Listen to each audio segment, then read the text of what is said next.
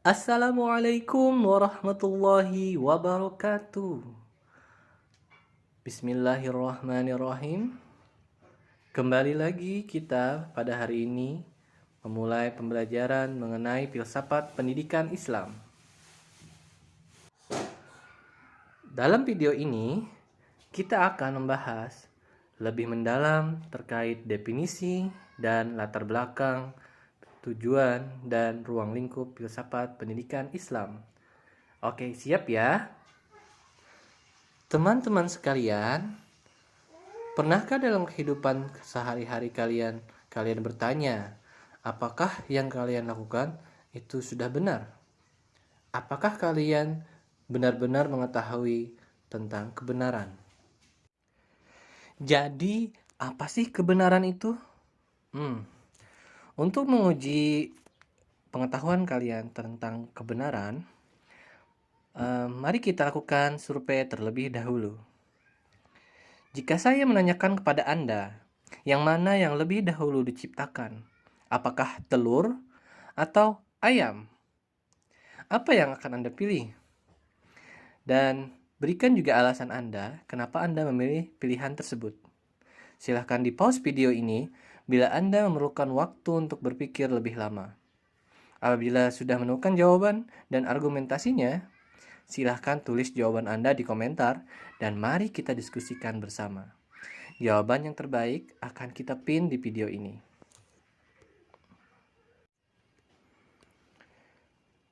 Baik, untuk kedua pilihan tersebut, sebenarnya kita tidak tahu pasti yang mana yang benar. Kita hanya mampu melakukan penerawangan dan memberikan argumentasi sehingga jawaban kita bisa diterima oleh akal logika kita. Berbeda halnya misalnya dengan pertanyaan seperti ini. Apakah teh itu rasanya manis atau tidak? Kita cukup mencicipi teh tersebut dan dengan yakin kita akan mampu mengatakan bahwa rasanya manis atau tidak setelah mencicipi teh tersebut. Berbeda dengan pertanyaan di awal tadi, referensi untuk indera kita sangat terbatas untuk dapat menelusuri kejawaban mana yang benar. Kita tidak bisa kembali ke masa lalu untuk melihat yang mana sih yang diciptakan lebih duluan, ayamkah atau telurkah. Kita juga tidak bisa bertanya langsung kepada Tuhan, kepada Allah, ya Allah, yang mana yang lebih dulu ciptakan? Nah, tidak tahu kan? Karena itu adalah keterbatasan kita. Pada zaman sekarang, bila saya boleh menebak, pasti ketika kalian diberikan pertanyaan, kalian akan melakukan pencarian jawaban melalui search engine seperti Google, ya kan? Karena pastinya itu adalah cara yang paling mudah dan paling simpel. Setiap pertanyaan yang kalian ajukan akan terjawab dengan hitungan detik, tergantung dengan kekuatan sinyal internet yang kalian punya. Namun, pernahkah kalian berpikir bagaimana mereka mendapatkan jawaban itu semua? Baik, jadi perlu kalian ketahui, seorang ahli menemukan jawaban-jawaban untuk semua pertanyaan melalui 4 pendekatan. Pendekatan pertama adalah melalui pendekatan akal. Pendekatan kedua adalah pendekatan melalui indera. Pendekatan ketiga adalah pendekatan melalui intuisi. Dan yang terakhir adalah pendekatan melalui wahyu.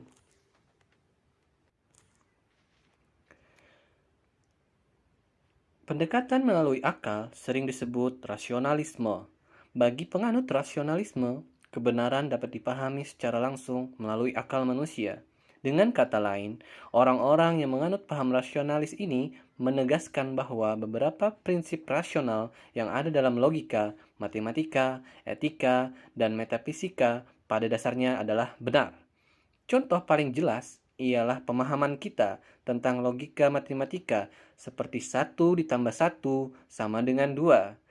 Logikanya tidak mungkin 1 ditambah 1 sama dengan kita. Maksudnya 3 ya, bukan kita.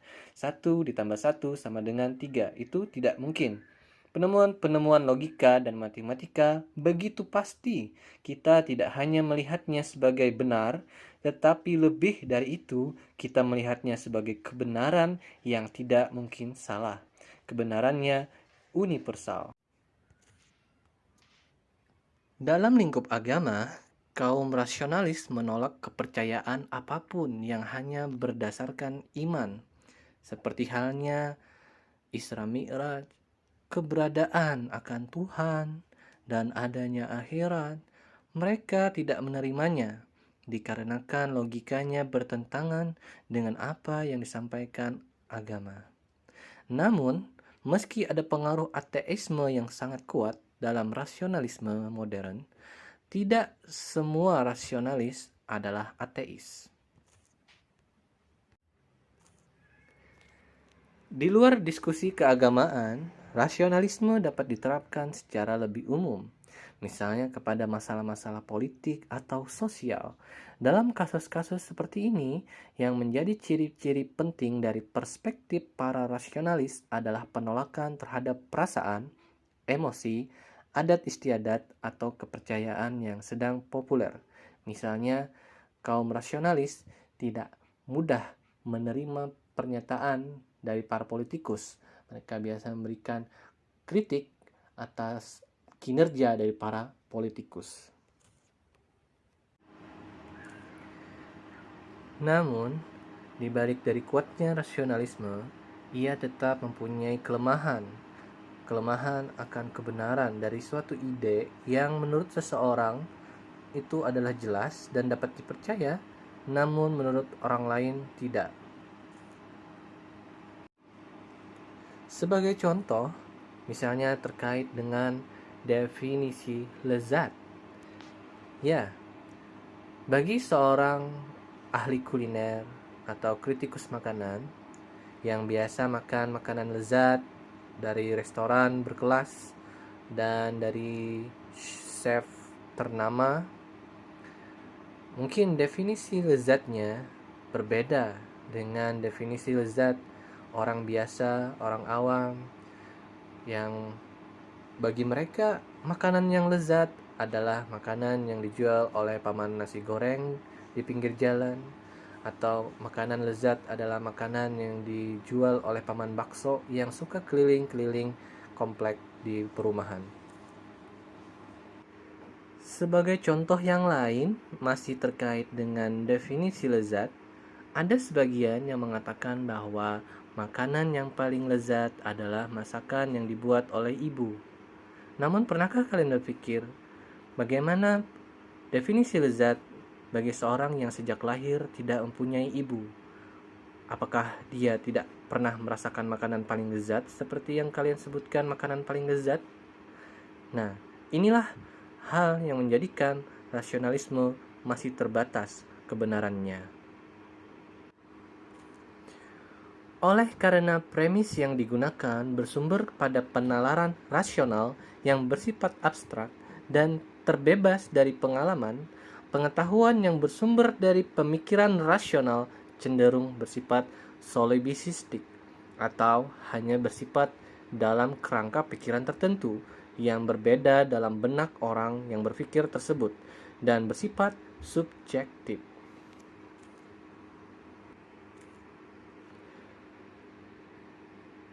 Sebagai kritik terhadap pemikiran rasionalisme, hadirlah pendekatan untuk mencari kebenaran dengan melalui pengalaman, atau sering disebut empirisme. Empirisme menyatakan bahwa semua pengetahuan berasal dari pengalaman manusia. Misalnya, muncul sebuah pertanyaan, apakah sebuah kapak itu tajam atau tidak? Maka untuk membuktikan kebenarannya, dilakukan dengan cara memotong sebuah kayu yang sangat tebal. Bila tidak bisa menebas atau memotong dengan kapak itu, maka kapak itu tumpul. Dan bila berhasil terpotong, maka kapak itu betul-betul tajam. Bagi kaum empiris, mereka menerima kebenaran hanya melalui hasil observasi mereka. Jadi, semua harus dibuktikan dengan indera, entah secara kasat mata, pendengaran, perasa, peraba, dan lain sebagainya. Setelah kemunculannya sebagai kritik terhadap rasionalisme, empirisme pun tidak luput dari kritik. Salah satu kelemahan paham empiris adalah kenyataan bahwa indera itu terbatas. Misalnya, ketika kita berada di atas gunung, rumah-rumah maupun orang yang ada di bawah kita, berdasarkan penglihatan kita, mereka berukuran kecil. Namun, apakah ia benar-benar kecil? Ternyata, setelah kita turun gunung, semuanya ukurannya besar. Sehingga bisa disimpulkan bahwa indera kita pun bisa menipu diri kita. Setelah kalian memahami apa itu rasionalisme, apa itu empirisme, mari kita beralih ke pendekatan yang ketiga, yakni melalui intuisi. Intuisi merupakan kegiatan berpikir untuk mendapatkan pengetahuan tanpa melalui proses penalaran tertentu. Intuisi tidak dapat diandalkan karena bersifat personal dan tidak bisa diramalkan, akan tetapi pengetahuan intuisi ini dapat dipergunakan sebagai hipotesis bagi analisis selanjutnya dalam menentukan benar tidaknya pernyataan yang dikemukakan. Menurut Henry Bergson, intuisi adalah hasil evolusi pemahaman yang tinggi. Kemampuan ini mirip dengan insting, tetapi berbeda dengan kesadaran dan kebebasan. Pengembangan kemampuan ini memerlukan suatu usaha. Kemampuan menerima pengetahuan secara langsung itu diperoleh dengan cara latihan, yang di dalam Islam biasa disebut riyadhah. Metode ini dipakai dalam thariqah atau tasawuf. Adapun perbedaan antara intuisi dalam filsafat barat dengan ma'rifat dalam Islam adalah intuisi diperoleh lewat perenungan dan pemikiran yang konsisten, sedangkan dalam Islam ma'rifat diperoleh lewat perenungan dan penyiaran dari Tuhan. Pengetahuan ini dapat dianggap sebagai sumber pengetahuan. Salah satu contoh penerapan intuisi ini seperti yang dilakukan oleh Imam Al-Ghazali. Ketika karangan kitabnya terbit, sebagian ulama ada yang menemukan hadis yang tidak sahih dalam kitabnya Al-Ghazali. Sehingga mereka pun memanggil Al-Ghazali untuk ditanyai, untuk memastikan kenapa dia menjadikan hadis dhaif sebagai rujukan dalam kitabnya. Al-Ghazali pun mengatakan bahwa kriteria hadis sahih milikku berbeda dengan kriteria hadis sahih milik kalian. Kalau kita ditanya apa sih sebenarnya standar hadis itu sahih atau tidak, umumnya kita akan merujuk kepada kitab karangan Imam Bukhari, Imam Muslim, yang pasti sudah diakui hadisnya sahih oleh banyak ulama. Namun berbeda dengan Al-Ghazali. Beliau mengatakan cara beliau mengetahui hadis itu sahih atau tidak, yakni dengan menulisnya lalu menciumnya. Apabila dia mencium hadis tersebut dan keluar wangi yang harum, maka kata beliau itu adalah hadis yang sahih. Dan apabila beliau mencium hadis tersebut lalu keluar wangi yang busuk, maka hadis itu adalah hadis dhaif. Begitulah ilmu intuisi versi Imam Al-Ghazali, yang memang di luar dari kemampuan dan penalaran kita orang biasa, yang mungkin bisa melakukan hal ini hanya beliau saja. Sehingga intuisi itu memang bersifat personal dan tidak bisa diturunkan. Sebagai dasar untuk menyusun pengetahuan ini secara teratur, intuisi pun tidak bisa diandalkan. Intuisi bersifat personal dan tidak bisa diturunkan kepada orang lain. Sebagai dasar untuk menyusun pengetahuan pun, intuisi tidak bisa diandalkan. Pengetahuan ini dapat dipergunakan sebagai hipotesa awal, lalu dianalisis kembali untuk diuji kebenarannya. Kegiatan intuisi dan analisis bisa saling membantu dan saling melengkapi dalam menemukan kebenaran. Baik, mari kita lanjutkan kepada pendekatan yang terakhir, pendekatan mencari kebenaran melalui wahyu. Wahyu adalah pengetahuan yang disampaikan Allah Subhanahu wa taala kepada manusia lewat perantara para nabi alaihissalam. Tujuan disampaikannya wahyu adalah sebagai petunjuk agar manusia bisa lebih cepat mengenal siapa Tuhannya. Orang zaman dahulu, para pemikir zaman dahulu, mereka sempat mengemukakan konsep kausa utama atau penyebab utama. Mereka meyakini segala sesuatu itu mempunyai awal, dan setiap awal memiliki awal lagi, dan ada awal yang paling awal, dan itulah mereka sebut sebagai kausa utama. Untuk kita saat ini sebagai muslim, kita meyakini bahwa awal yang paling awal, bahkan sebelum ada kata awal, itu adalah zat Allah Subhanahu wa taala. Namun, nalar manusia yang terbatas pada saat itu belum mampu untuk meraih kesimpulan bahwa awal yang paling awal itu adalah Tuhan. Sehingga untuk memahamkan manusia, Allah mengutus para nabi, sehingga para nabi itu yang akan menjelaskan bahwa Allah adalah Sang Pencipta, awal dari segala-galanya. Apabila Allah tidak mengutus nabi, mungkin manusia akan tetap sampai menemukan Tuhan. Namun, memerlukan waktu yang lama sekali, ribuan tahun mungkin. Oleh karena itu, hadirnya Nabi membawa wahyu dari Allah adalah sebagai cara Allah menunjukkan kebenarannya kepada manusia saat ini.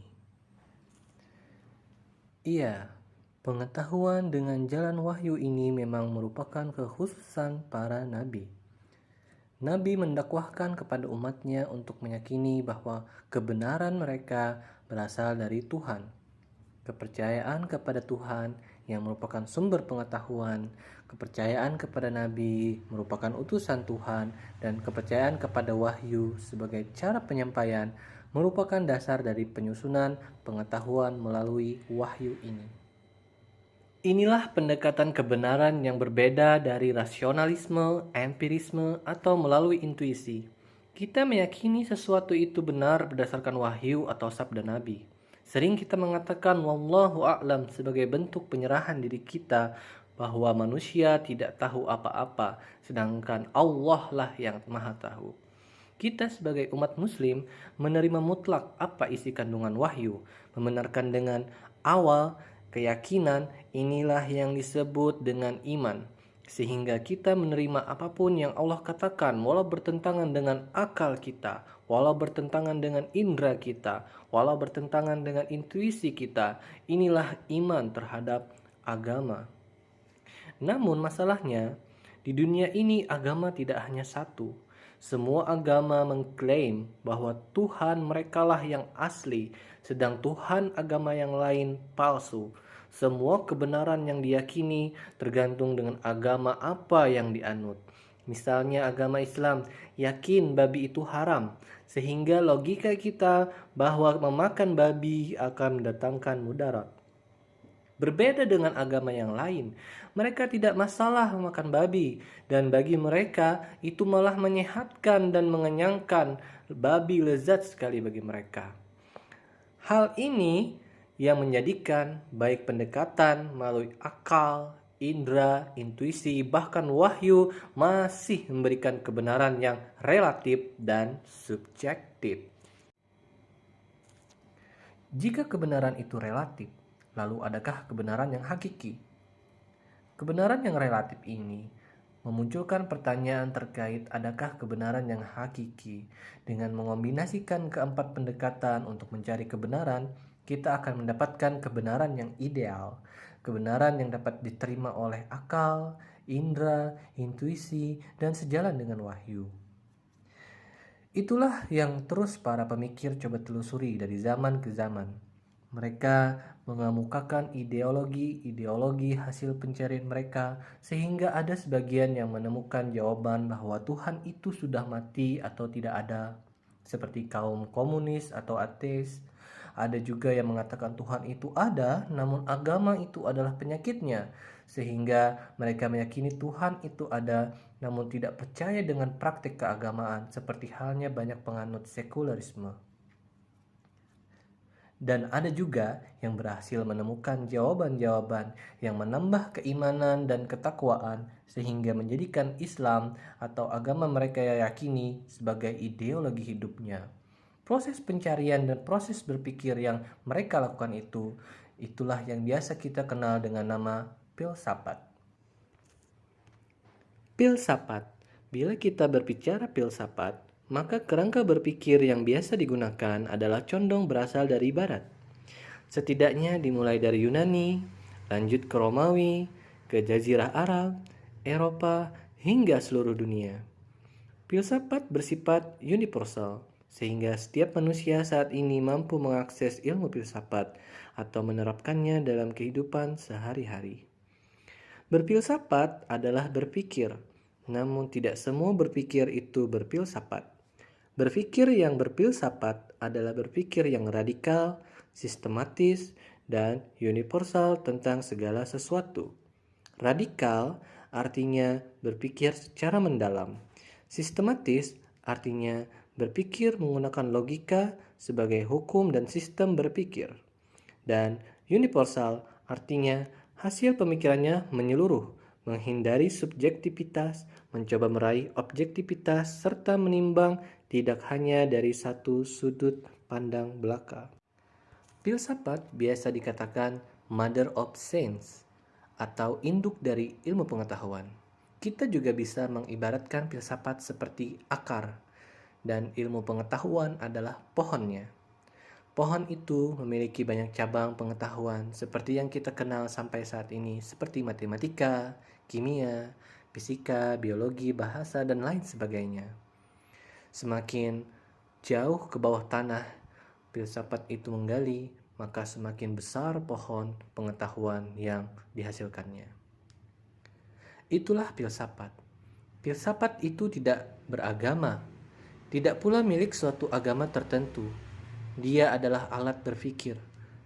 Bisa digunakan untuk mengkritik agama, bisa juga digunakan untuk memperkokoh keyakinan dan menangkis kritik-kritik terhadap agama yang dianutnya. Sehingga ketika kita mendapatkan klaim bahwa filsafat itu sesat dan menyesatkan oleh sebagian ulama, kita bisa mengatakan dengan lantang bahwa bagi orang yang meyakini bahwa Allah Maha Mengetahui, Allah tidak akan takut dengan kecerdasan manusia, Allah tidak takut dengan pengetahuan manusia, maka berfilsafatlah, gunakan filsafat untuk menjadikan kamu semakin dekat dengan Allah. Asas filsafat yang dipelopori oleh para ilmuwan muslim berdasarkan ajaran Islam bertujuan untuk meningkatkan keyakinan dan ketakwaan umat Islam. Berbeda dengan falsafah Yunani yang lebih bertumpu kepada pencarian kebenaran berlandaskan pemikiran dan logika semata-mata. Aliran filsafat pada zaman sekarang tidak sebatas diskusi terkait soal yang berkaitan dengan metafisika, ketuhanan, dan kejadian alam, tetapi juga meliputi perbincangan yang berkaitan dengan nilai-nilai akhlak, masyarakat, dan kemanusiaan. Semua nilai inilah yang nantinya kita kenal dan dikembangkan oleh aspek pendidikan. Pendidikan, menurut Ki Hajar Dewantara, Bapak Pendidikan Nasional yang setiap 2 Mei diperingati hari kelahirannya sebagai Hari Pendidikan Nasional Indonesia, mengatakan bahwa pendidikan merupakan suatu tuntunan hidup dalam tumbuh kembang anak-anak. Oleh karena itu, pendidikan itu dimulai dari anak-anak hingga kita telah tiada. Seperti apa proses pendidikan yang diterima oleh seorang anak, maka itulah yang kelak akan menjadikan dia wataknya dan ilmu pengetahuannya. Bila dilakukan dengan cara Islam, maka anak itu akan menjadi anak yang paham dengan agama Islam dan mengamalkan syariat Islam dalam hidupnya. Begitupun juga bila anak ini dididik dengan cara barat, maka anak pun akan berperilaku layaknya orang-orang barat. Ada yang mengatakan anak itu seperti kanvas putih dan orang tua lingkungan yang akan memberikan warna dalam kehidupannya. Sebenarnya, lebih tepatnya adalah bukan faktor siapa orang tuanya, di mana lingkungannya, tetapi yang penting adalah bagaimana pendidikan itu dia terima. Seorang anak petani yang miskin misalnya, tetapi diajarkan orang tuanya untuk selalu bekerja keras, bersifat jujur, berjuang dengan sungguh-sungguh. Di masa depan, dia akan menjadi orang yang sukses. Berbeda dengan seorang anak yang kaya di lingkungan terdidik, tetapi dia dibiasakan manja, maka di masa depan dia akan memberikan masalah bagi orang tuanya. Dengan kata lain, di sini pendidikan bukan hanya terkait status siapa pendidiknya, namun terkait dengan pola, metode, pendekatan, atau strategi pendidikan yang diterapkan, yang diajarkan kepada anak tersebut. Islam sebagai agama yang diajarkan oleh Nabi Muhammad SAW yang berpedoman pada kitab suci Al-Quran yang diturunkan ke dunia melalui wahyu Allah Subhanahu wa Ta'ala, memandang pendidikan sebagai suatu komponen yang sangat penting. Al-Quran memperingatkan manusia agar mencari ilmu pengetahuan sebagaimana firman Allah dalam Quran surah At-Taubah ayat 122 yang terjemahnya, mengapa tidak pergi dari tiap-tiap golongan di antara mereka beberapa orang untuk memperdalam pengetahuan mereka tentang agama dan untuk memberi peringatan kepada kaumnya apabila mereka telah kembali kepadanya, supaya mereka itu dapat menjaga dirinya. Sebagai tambahan, ayat yang pertama turun adalah perintah untuk membaca dalam surah Al-Alaq ayat 1, Iqra, bacalah. Kedua ayat di atas menunjukkan Islam sangat menjunjung tinggi pendidikan. Bahkan dalam beribadah sekalipun, ilmu adalah yang utama. Karena kunci diterimanya ibadah, yakni yang tepat berdasarkan pada ilmu pengetahuan yang cukup baik mengenai tata cara ibadah itu. Saat ini terdapat dua jenis teori pendidikan. Teori pendidikan pertama berasal dari Barat, dan teori satunya adalah berasal dari Al-Quran dan Hadis atau teori pendidikan Islam. Kedua teori ini memiliki kekurangan dan kelebihan masing-masing yang apabila dapat disintesiskan dengan baik bisa menghasilkan generasi yang lebih baik. Dengan majunya modernisasi saat ini, diimbangi dengan akhlak dan pengamalan syariat Islam yang baik di generasi yang akan mendatang, maka akan menghasilkan khairul qurun atau generasi yang terbaik. Misalnya, lahirnya para ahli IT yang hafiz Quran, yang ketika mereka menyiapkan program IT, mereka tidak melupakan untuk menyelipkan pesan dakwah atau motivasi keagamaan dalam setiap software yang mereka ciptakan. Ada juga ahli ekonomi, dengan kemampuan ekonominya, dia berbagi untuk mensejahterakan masyarakat lainnya, karena dia tahu di dalam harta yang dia miliki ada hak orang-orang lain. Itulah yang diajarkan dalam agama Islam, dan dia memiliki keahlian sehingga dia menjadi orang yang mampu secara ekonomi. Namun sayangnya, pengelola sekolah Islam saat ini atau pondok-pondok pesantren saat ini belum benar-benar dapat menyintesiskan atau menggabungkan kedua kelompok teori ini. Kita lihat untuk meningkatkan mutu pembelajaran, kebanyakan orang Islam masih berfokus kepada menggunakan teori Barat saja. Sedangkan pondok pesantren masih fokus kepada sistem klasik. Disinilah kita tahu pentingnya peran dari filsafat pendidikan Islam sebagai metode untuk mengkritisi, mengevaluasi, serta menciptakan kurikulum yang ideal bagi peserta didik di Indonesia saat ini. Penerapan filsafat pendidikan Islam dalam pembentukan kurikulum sangat perlu, karena akan mampu untuk memberikan sebuah kurikulum yang sesuai dan relevan dengan zaman, namun tetap berlandaskan dengan penerapan Al-Quran dan Hadis. Saat ini sedang populer sekolah yang menawarkan program menghafal Al-Quran. Sebagai contoh dari penerapan filsafat pendidikan Islam, mari kita berpikir bersama-sama dan berikan kritikan agar kedepannya sekolah-sekolah ini bisa menjadi lebih baik. Menghafal Al-Quran pada dasarnya memang bagus, namun yang terbaik adalah bagaimana membuat siswa mampu menerapkan Al-Quran dalam kehidupan sehari-harinya. Bagaimana siswa bisa berbaur dengan masyarakat dengan akhlak yang baik. Dia juga mampu menggunakan gadget dan platform di zaman digital saat ini dengan menunjukkan akhlak sebagai seorang muslim yang baik. Karena kalau cuma hafal Al-Quran, banyak kaum munafik atau orang kafir pun juga bisa hafal Al-Quran. Perlu kita kembali ingat yang membunuh Sayyidina Umar, yang membunuh Sayyidina Ali, mereka adalah penghafal Al-Quran. Ada yang menjadi pelaku bom bunuh diri, mengaku Islam, mereka juga menghafal Al-Quran. Ini adalah contoh dari penerapan filsafat pendidikan Islam. Kita tidak memandang satu sisi saja tanpa mengkritik. Banyak rumah tahfiz, banyak rumah Al-Quran, itu adalah hal yang bagus.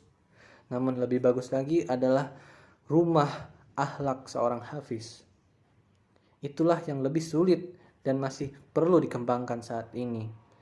Hal itu masih perlu dicari solusinya dengan cara berpikir yang radikal, sistematis, dan universal.